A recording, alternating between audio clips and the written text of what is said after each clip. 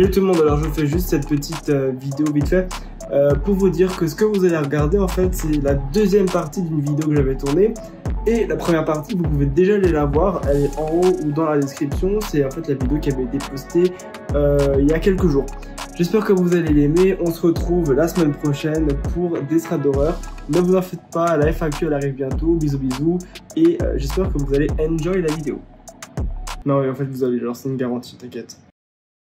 Nous allons à présent parler de la dernière histoire qui est une histoire un petit peu paranormale.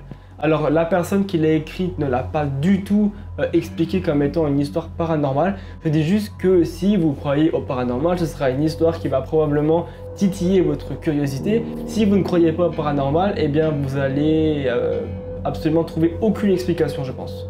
C'est l'histoire de Lucas. Lucas, il nous dit qu'en fait, il vit dans une ville dans le sud de la France, je pense, qui est vraiment très vieille. Mais elle n'est pas juste très vieille. Elle est tellement vieille que ça arrive souvent qu'ils trouvent des ossements sous les maisons, les bâtiments lorsqu'ils font des constructions. Et il nous dit que lorsque ce genre de choses arrive, c'est-à-dire qu'on trouve des ossements, on doit juste mettre un stop aux constructions jusqu'à ce que des chercheurs viennent, fassent les fouilles et leur travail quoi, et qu'ensuite ils puissent recommencer à faire leur construction.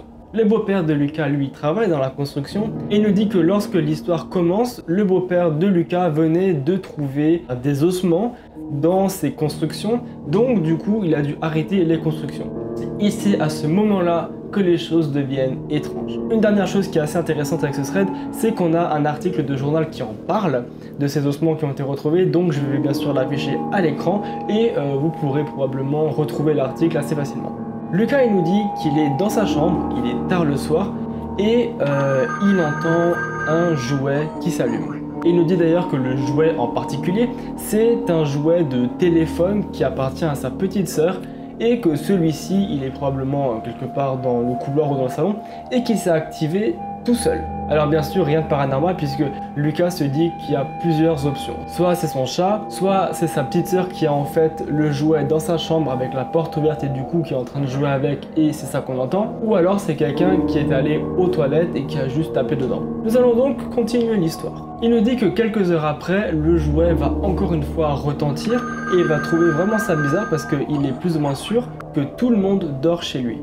Il va alors se lever pour aller voir et il va remarquer que son chat était en fait depuis le début dans sa chambre. Ce qui veut dire que c'est clairement pas son chat qui a activé le jouet plusieurs fois durant la nuit. Il se dit alors que c'est probablement quelqu'un qui est allé aux toilettes, sauf qu'il nous explique que comment sa maison est faite, partie du plancher qui est en béton et il y a une partie du plancher qui est en bois et celle en bois elle fait énormément de bruit. Il y a donc très peu de chances que quelqu'un de sa famille se soit levé pour aller aux toilettes, mais il va quand même garder cette hypothèse de côté. Le lendemain matin, il va se lever vers environ 7 h et il va remarquer que sa sœur dort encore avec la porte ouverte et que le jouet est par terre dans le salon, ce qui veut dire que ce n'était pas sa sœur qui a activé le jouet durant la nuit. Et il va demander à sa mère si elle s'est levée durant la nuit et celle-ci va lui dire que non. À ce moment-là, Lucas il comprend alors qu'il n'y a absolument aucune raison pour que ce jouet se soit activé durant la nuit, mais pourtant il a bien retenti plusieurs fois à travers la maison.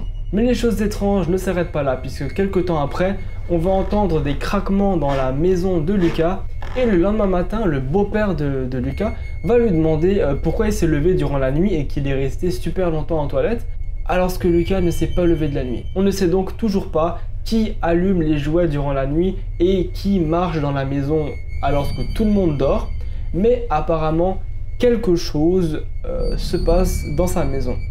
Lucas il nous dit aussi que la possibilité d'un intrus chez lui, est-ce que j'ai vraiment fait des guillemets avec un seul doigt?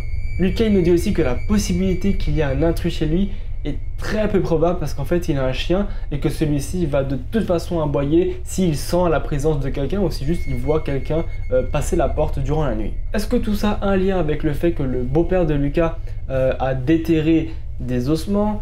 Est-ce que c'est juste le fruit de leur imagination ou le bois qui craque parce qu'ils sont dans une vieille maison? Mais après ça, qu'est-ce qui expliquerait le fait que le jouet s'active tout seul alors que personne ne l'a touché? Je laisse cette partie des explications à votre imagination. Merci à tous ceux qui m'ont envoyé leurs threads d'horreur, sans eux je ne pourrais pas faire des threads d'horreur abonnés. Et je vous dis à la prochaine. Salut!